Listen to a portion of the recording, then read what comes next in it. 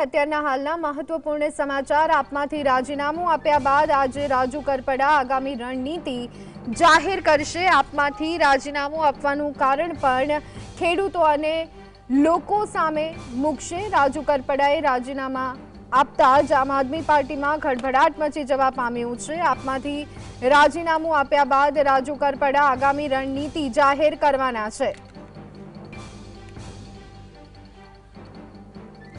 આપમાંથી રાજીનામું આપવાનું કારણ પણ ખેડૂતો અને લોકો સામે તે મૂકવાના છે। આપ નેતાઓના સમજાવવાના મોડી રાત સુધી ધમપછાડા પણ રાજુ કરપડાએ પાર્ટી છોડી દેવાના નિર્ણય સામે મક્કમતા દાખવી છે। આજે પ્રેસ કોન્ફરન્સ કરી રાજીનામું આપવા અંગેની સ્પષ્ટતા રાજુ કરપડા દ્વારા કરવામાં આવશે। ધારાસભ્ય ગોપાલ ઇટાલિયા દ્વારા ગદ્દારી કરવામાં આવી હોવાથી પાર્ટીમાંથી રાજીનામું આપ્યાનું કારણ રાજુ કરપડા આપે તેવી ચર્ચા જોવા મળી રહી છે।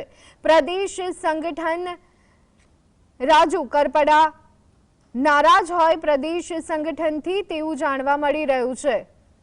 તો આજ અંગે વધુ વિગત મેળવી લઈએ। સંવાદદાતા ફઝલ અમારી સાથે જોડાઈ ગયા છે। ફઝલ, રાજુ કરપડા પક્ષ છોડે તે ચર્ચા અને તે બધાની વચ્ચે હવે કારણ પણ સામે મૂકશે, આગામી રણનીતિ નક્કી કરશે। કયા કારણો ચર્ચાઈ રહ્યા છે, શું વિગતો મળી રહી છે?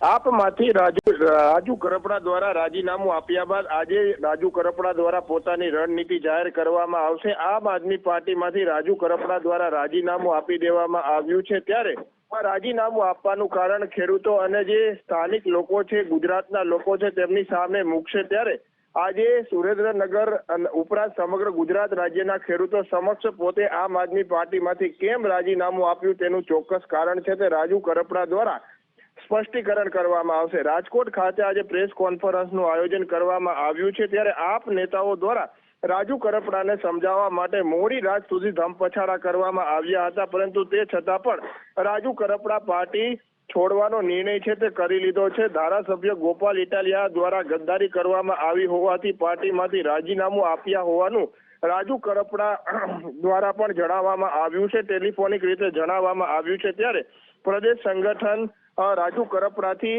નારાજ છે। ત્યારે બીજી તરફ હવે રાજુ કરપડા સંમેલન યોજી અને ત્યારબાદ કઈ પાર્ટીમાં જવું તે અંગેનો નિર્ણય ટૂંક સમયમાં કરશે તેવું પણ તેના દ્વારા જણાવવામાં આવ્યું છે। જી આભાર ફઝલ સમગ્ર માહિતી આપવા બદલ।